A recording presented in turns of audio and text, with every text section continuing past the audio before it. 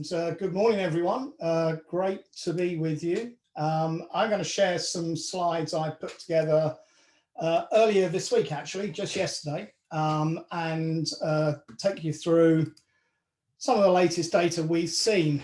Let me start by saying it is a summer that appears completely and utterly wasted. Every hope, every expectation we had as an industry of a recovery in the second and third quarter of this year has just disappeared, and the third quarter looks like it could, even in comparison to last year, be even worse than anyone's dreams or expectations. So if you want to be depressed, stick with it for 15 minutes. If you think the garden's a lot greener than it really is, then go and make yourselves a cup of coffee. I've tried to put things to begin with in a bit of a global context for you, and just picked out a couple of regions around the world that perhaps have performed better than what we see in Europe. And I think it's almost damning that Western Europe is still at minus 49% of its normal capacity. And the three bars you see here are the 24th of June to the week of the 24th of June 2019, which is the week for week comparison against 2 years earlier, where we actually were on the 20th of January, which is the first week when things began to move in the wrong direction and the pandemic began to roll out around the world, and obviously this week's latest data. So as you can see, as I said, we're at around half of what is the normal capacity we see at this moment in Western Europe. Now, Eastern Europe, surprisingly, or it may be surprising for some of you, has performed better than Western Europe in relative terms. It's only about 20% of the size of Western Europe, but nevertheless, it is only minus 22%. And when you say minus 22%, trust me, around the world, that is a relatively good performance. But much of that is down to Russia. And what we saw very early in the pandemic, and has continued to be a feature of the pandemic, domestic markets perform better. They tend to have vast volumes of traffic between selective city pairs, and Russia has just flipped international capacity into domestic capacity, as we've seen happen in China and to a lesser degree the United States. So there are a few markets in Europe with that capacity. Turkey is certainly one of those. Spain to a lesser degree. France, although of course the French government in trying to insist everyone travels by train rather than plane with their latest environmental wacky policies. So it's an interesting situation we find ourselves in around the world. But then let's look by each individual country. So as I mentioned, Russia is stronger than anywhere else, but the largest two markets traditionally at this time of year are the United Kingdom and Germany, as we celebrate our annual battle of the sunbeds to fight for the 6 a.m. slot and towel by a pool in Spain or in the Canary Isles or in Greece or in Turkey. And you can see that they are the two most affected markets and continue to be the two most affected markets. Germany at minus 60% of its normal capacity at this moment in time, and the United Kingdom at minus 74%. So only 1 in 4 seats are being operated. So we hear lots of good news. We hear lots of positives. We hear that Spain is performing very well. We hear that forward bookings for Spain are looking stronger than they have for quite some time. Capacity is at minus 41% of what it was 2 years ago. So if that is good news, don't share your bad news with me, because this is a pretty awful position. And as I say here, you know, if this is what we call a recovery, then we need to change the definition of a recovery, because this is just languishing in a pit of mucky, dirty water with no recovery in sight. When you look at the data on an international basis from country to country, the numbers become even more stark. Now, I know very few people like the British. And I understand that because we will win the Euro football. So I accept that and I understand that principle. But we are at less than 10% of our normal capacity to France.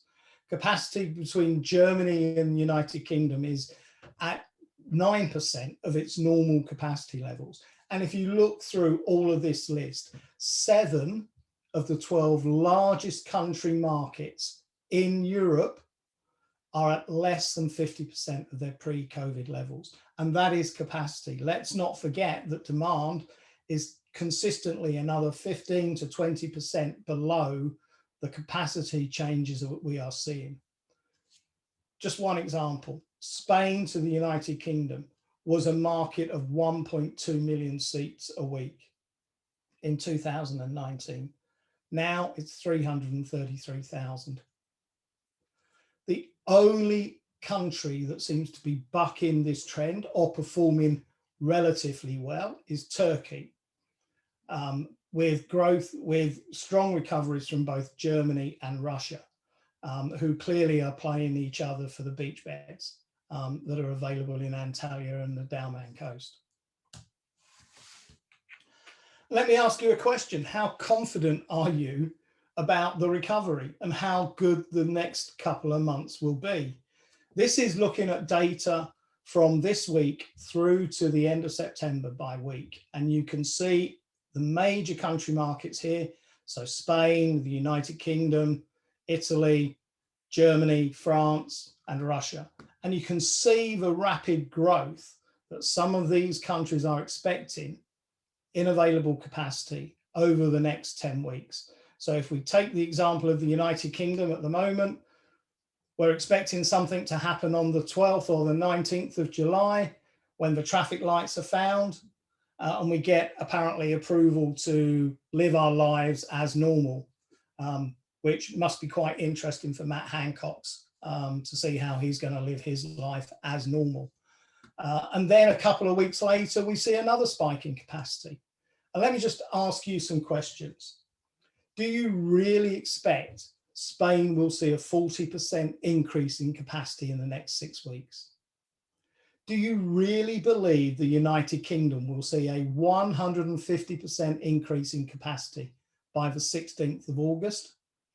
And do you really believe Angela Merkel will allow Germany to see a 40% increase in capacity by the 9th of August? And finally, do you believe that England will win the European Championship? That is more likely than any of those predicted growth rates that we see in the systems at this moment in time. And it doesn't matter what the booking sentiment says at this moment. The reality is airlines will cut capacity at 5 to 6 weeks before the planned scheduled operation because it plays to their planning and it allows them to avoid any compensation that may be necessary. This all has huge catastrophic revenue implications. Here, I've looked at purely international revenue generated from the top 5 European markets in 2019 for each of the 4 months of the peak summer season. So from June through to September, and this is in dollars. And you can see the cumulative value in terms of revenue produced for airlines on international routes over those 4 months is $91 billion US. Now, of course, the UK was twice as large as any market. It's the benefit of being an island. Few of us can walk on water, Michael O'Leary being probably one of a select group. But nevertheless, the reality is these are big numbers. This is typically the period when airlines are generating cash to see airlines through the winter season.